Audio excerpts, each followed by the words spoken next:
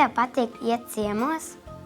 Wow, tas ir ļoti sarežģīts jautājums. Man ļoti patīk mājās gulēt un neko nedarīt, ja ir tāda iespēja. Bet ciemos, jā, man patīk pie draugiem iet un es pat nezinu. Vislabāk iet pie kāda ciemos, ja viņš saka, ka viņi var ēst. Tad vienmēr ir jāiet ciemos un tad ir vislabākais laiks, kad iet. Bet principā, jā, man ļoti patīk mājās gulēt un pie manis ļoti daudz nāk ciemos. Es vienmēr viņus arī priecīgi sagaidu, bet arī forši iet uz dzimšanas dienām, uz dažādiem pasākumiem pie kāda cita. Tas arī ir ļoti atsveidzinoši. Ko tu vislabāk atceries no skolas laikiem? No skolas laikiem es atceros to, ka man tikko sākās brīvlaiks, jo es mācos 12. klasē. Bet no skolas laikiem es atceros, kad es dziedāju visos skolas pasākumos, kas bija līdz 9. klasē noteikti ieskaitot. Vidusskolā man tā bišķiņa mazāk aicina vairs, jo laikam vienam vairs neinteresē. Bet jā, es atceros, ka es dziedāju pilnīgi visos pasākumos un visi skolotāji, visi ir draugi un čomi nekā skolotāji. Kur tu strādā? Interesanti. Es strādāju mūzikā. Es pat neteiktu, ka es tā konkrēti strādāju, jāpabeidz vēl skola ir. Bet jā, strādāju mūzikā, dziedu, koncertēju, darbojos. Principā tāda ir mana ikdiena. Vai tu tici Ziemassvētku vecītim? Interesants stāsts. Es īstenībā savā ziņā, jā, jo katram no bērnības ir palicis tas kā lai saka, tā dzirksts, kad ir tas Ziemassvētku vecītis, un, protams, arī Ziemeļpolā ir uztaisīts viņa māja, kur viņš dzīvo, un viss ir baigi forši. Bet es atceros par Ziemassvētku vecīti baigi foršais stāsts, man matemātikas skolotāja pastāstīja, ka viņai bērns lika Ziemassvētku tās vēstules, kas Ziemassvētku vecītim lika saldētavā, ja tur esot augstu un tur viņš atradīs. Tāpēc es arī vienu gadu biju mazāks ieliku saldētavā. Es atceros, ka es vienreiz vēl metu kamīnā, un tad vecāki ķēra. Es vēl neatceros, man to pastāstīja. Bet jā, Ziemassvētku vecītim savā ziņā jā, ir forši ticēt kaut kam. Cik sen tu jau dziedi? Es dziedu no 2 gadu vecuma. Pirmais koncerts bija 3 gadu vecumā ar popgrupu Palāsīts, tagad Kolibrī. Ļoti labu vietu visiem iesaku, kāds vēlas tur iet. Atceros, arī bija vienīgais puisis tur, kas arī bija interesanti. Un pirmajā koncertā bija krekls, kas man bija līdz ceļiem, jo es biju ļoti īss līdz 7. klasē, man liekas. Un tas bija tā forši. Un kaut kur bildes vēl ir, bet jēziņ, viņas atrast būtu grūti. Vai tev garšo suši? Jā, man ļoti garšo suši, kuram gan negaršo suši.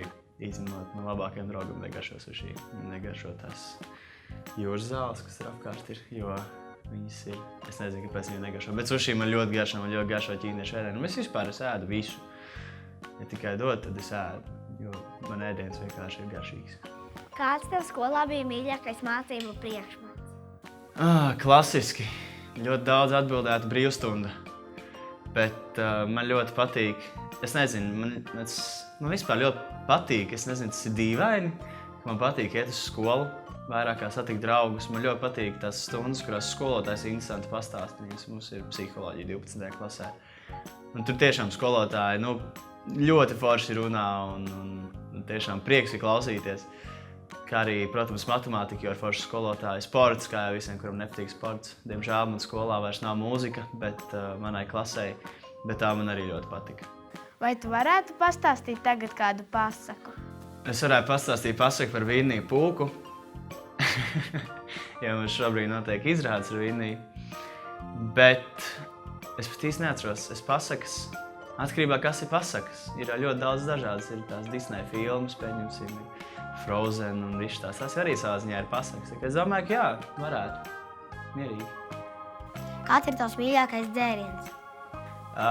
Mīļākais dzēriens man ļoti garšo tēja, bet es dažreiz pieķeru sevi pie domas, ka es nedzeru tēju ar cukuru, bet cukuru ar tēju. Jo es vienkārši kā krāmēju tās karotes iekšā, tad diezgan daudz cukurs aiziet. Bet mīļākais dzēriens, jā, tā būtu tēja. Bija slikts atgadījums man ar kolu, bet tagad viss ir kārtībā. Jā, jāsaka, ka tā ir tēja. Kaut kas silts, kaut kas maigs, arī kafiju reizēm mēdz iedzert, kad ir grūti rīti vai dienas. Bet tēja, man ļoti garšo tēja. Kāda ir tava pirmā dziesma, ko tu esi dziedājis? ko es vispār esmu dziedājis? Wow!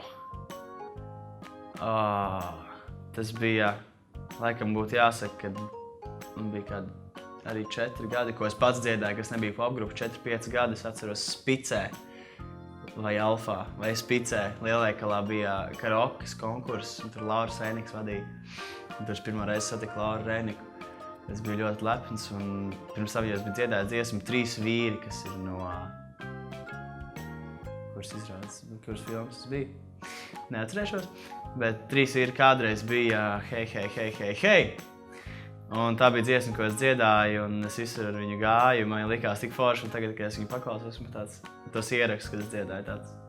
Jā, malacis, Rihard, tev izdevās. Bet jā, es tajā karaokas konkursā man iedevās, atceros, Lauras iedeva maisu, kur iekšā bija 50 latu dāvanu karti rotaļlietu veikalā. Es biju starā. Tas bija mans lielākais sasniegums. Jā. Kāda ir tava mīļākā krāsa? Mīļākā krāsa, wow! Es pat randiņos vairs nejautāju. Bet mīļākā krāsa... Es nezinu, man patīk tāda tumši, tāda violēta tumša, tāda tumša zila, tādas dziļas krāsas, kuras ļoti tādas pilnas ir un viņas neko neprasa vairāk. Tāpēc man ļoti patīk tādas tumšas krāsas, negluži melna, bet tādas ar krāsu, ar toni, lai ir tāds mistika un tā, diezgan patīkami.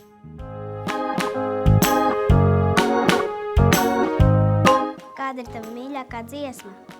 Mana mīļākā dziesma, man ir ļoti daudz mīļas dziesmas, bet mana sirds mūzika patiesībā ir country, nevis latviešu šlāgeris, bet reāls country amerikāņu ar visiem banjo un instrumentiem. Tāpēc ir mākslinieks, kas man ļoti, ļoti patīk, bet viņš nav īpaši zināms, un es ļoti lepojos ar faktu, ka man viņa Facebookā ir sarakstē. Ļoti īsi, bet ir.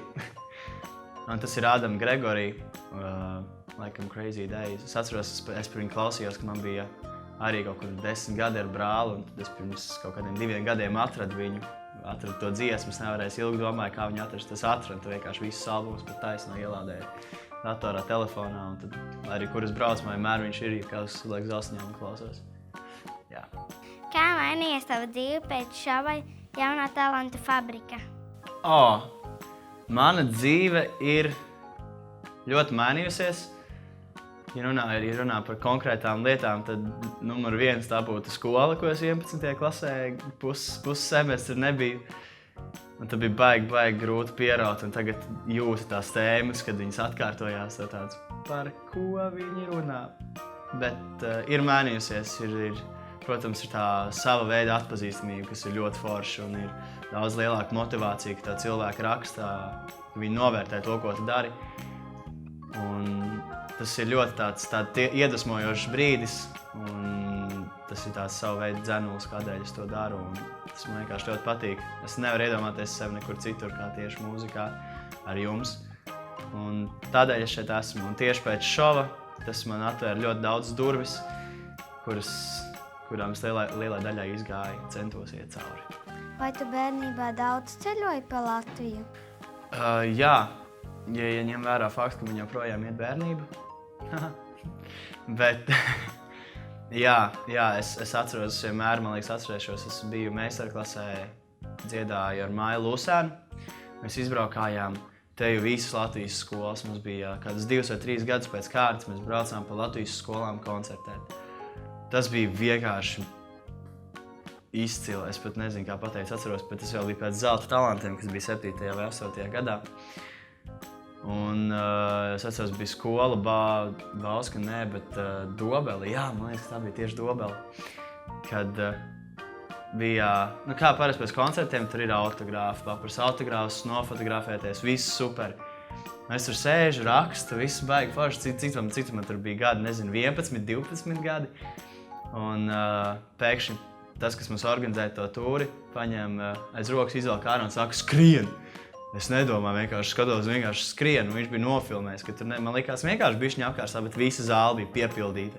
Tad mēs skrējām, mēs vēl pa nakti palikām Dobelē, man liekas, viesunamā kaut kādā, un mēs bijām aizbraukši vakarā vienkārši uz kafēnīcu visi paēst. mēs iznākam ārā kaut kādos 9, 10, tur jau bija savākušies bariņi un jau gaidīja, un tas bija ritīgi forši. Bet Latvijas es izbraukājis pa visiem lauku ceļiem, man jau sāk likties, un tas ir ļoti forši, ka tu redzi, kā cilvēkiem citur ietur, viņi var parunāties, ko viņi dara ārpus skolas, pieņemsim tie, kuri nav Rīgā un tādās mazākās pilsētās. Tas viss ir ļoti forši un ļoti daudz ko iegūst. Vai tu vēl rotā eglītes? Jā, man ir tradīcija man ģimenē katru gadu rotāt eglīti. Un mēs to parasti darām Ziemassvētku rītā, 24. decembra rītā. Un tad mēs ļoti izpušķojam, sataisam, un tad viņi parasti stāv līdz februāra vidū. Bet tāpēc, ka visiem vienmēr slinkums novākt. Bet es teikšu, ka vienkārši ļoti labi izskatās tā eglīte, tāpēc neviens viņu negrib novākt. Ja tu nodibinātu savu grupu, kāds būtu tās nosaukums? Wow. Jā, paldies, Una. Mana mamma sauc Una. Likās. Grupas nosaukums, wow. Tas ir sarežģīts jautājums, jo tas tāpat kā ja Mārtiņš Ruskis nodibinātu grupu. Es nedomāju, ka grupai būtu jebkāds cits nosaukums kā Mārtiņš Ruskis ar grupu. Tāpat kā arī Miks Dukurs, tāpēc es nezinu, kā būtu, jo tad atkal ir tas viss garais ceļš jāveic tajā popularizācijā, televīzijās, un tad vienkārši daudz kas jāsāk no sākuma, tāpēc es domāju, ka es atstātu savu vārdu. Ja vien es nenomainītu pats savu vārdu, bet es laikam to nedarīšu. Jā. Par kuru hokeja komandu tu fano?